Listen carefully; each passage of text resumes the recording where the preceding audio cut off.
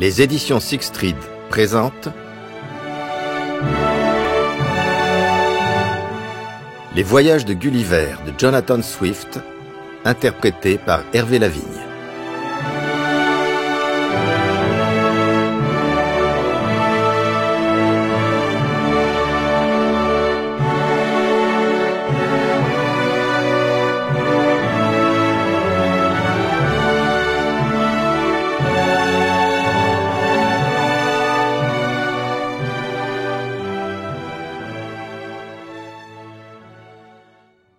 Voyage à Lilliput.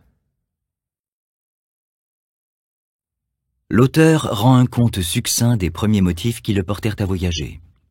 Il fait naufrage et se sauve à la nage dans le pays de Lilliput. On l'enchaîne et on le conduit en 7 états plus avant dans les terres. Mon père, dont le bien situé dans la province de Nottingham était médiocre, avait 5 fils.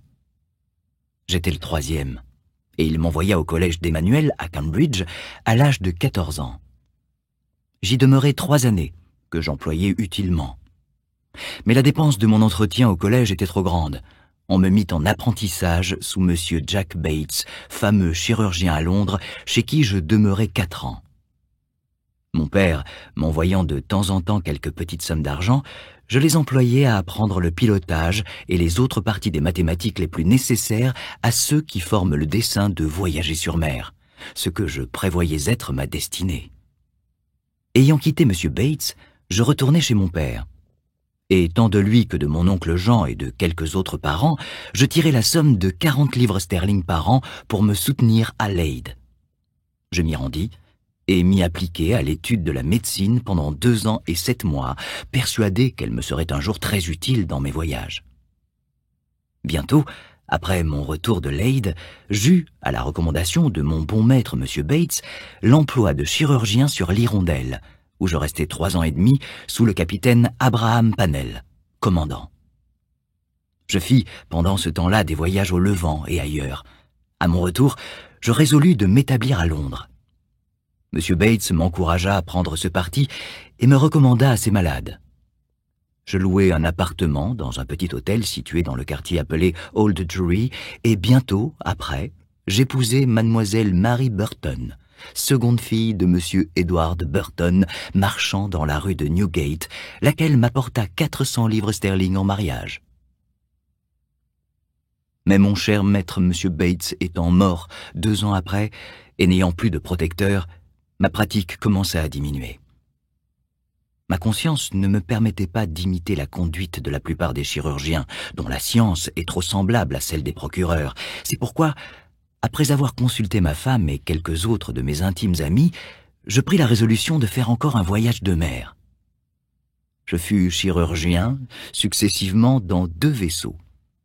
Et plusieurs autres voyages que je fis pendant 6 ans aux Indes orientales et occidentales augmentèrent un peu ma petite fortune. J'employais mon loisir à lire les meilleurs auteurs anciens et modernes, étant toujours fourni d'un certain nombre de livres, et quand je me trouvais à terre, je ne négligeais pas de remarquer les mœurs et les coutumes des peuples, et d'apprendre en même temps la langue du pays, ce qui me coûtait peu, ayant la mémoire très bonne.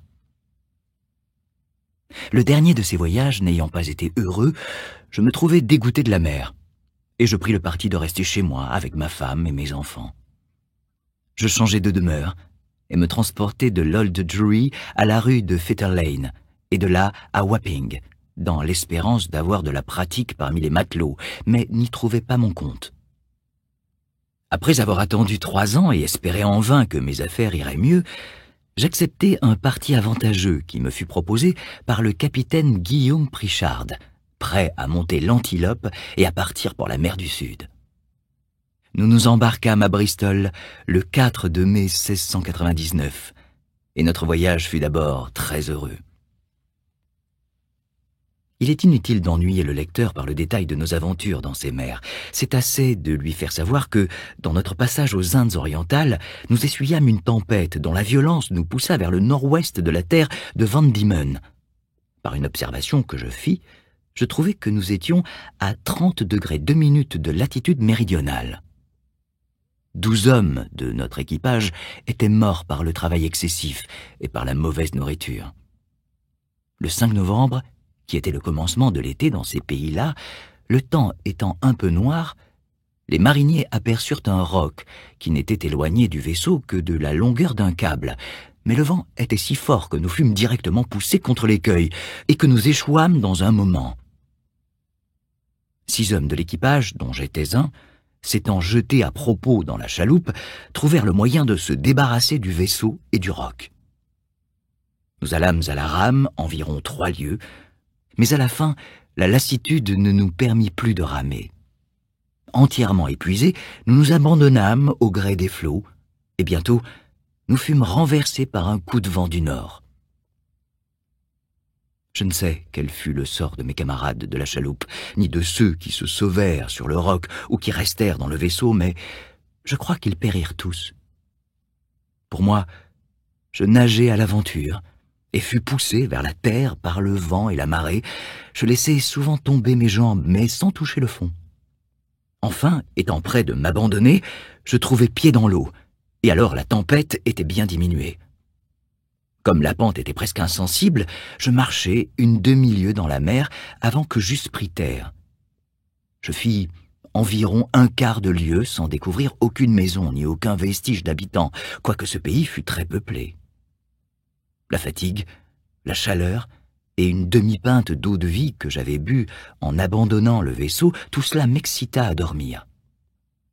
Je me couchai sur l'herbe, qui était très fine, où je fus bientôt enseveli dans un profond sommeil qui dura 9 heures. Au bout de ce temps-là, m'étant éveillé, j'essayai de me lever, mais ce fut en vain. Je m'étais couché sur le dos. Je trouvais mes bras et mes jambes attachés à la terre de l'un et de l'autre côté, et mes cheveux attachés de la même manière. Je trouvais même plusieurs ligatures très minces qui entouraient mon corps, depuis mes aisselles jusqu'à mes cuisses. Je ne pouvais que regarder en haut. Le soleil commençait à être fort chaud, et sa grande clarté blessait mes yeux. J'entendis un bruit confus autour de moi. Mais dans la posture où j'étais, je ne pouvais rien voir que le soleil. Bientôt, je sentis remuer quelque chose sur ma jambe gauche, et cette chose, avançant doucement sur ma poitrine, montait presque jusqu'à mon menton. Quel fut mon étonnement lorsque j'aperçus une petite figure de créature humaine haute, tout au plus de 6 pouces, un arc et une flèche à la main, avec un carquois sur le dos. J'en vis en même temps au moins 40 autres de la même espèce. Je me mis soudain à jeter des cris si horribles que tous ces petits animaux se retirèrent transis de peur, et il y en eut même quelques-uns, comme je l'ai appris ensuite, qui furent dangereusement blessés par les chutes précipitées qu'ils firent en sautant de dessus mon corps à terre. Néanmoins, ils revinrent bientôt, et l'un d'eux, qui eut la hardiesse de s'avancer si près qu'il fut en état de voir entièrement mon visage, levant les mains et les yeux par une espèce d'admiration, s'écria d'une voix aigre, mais distincte. « Ekinadegul !» Les autres répétèrent plusieurs fois les mêmes mots, mais alors je n'en compris pas le sens.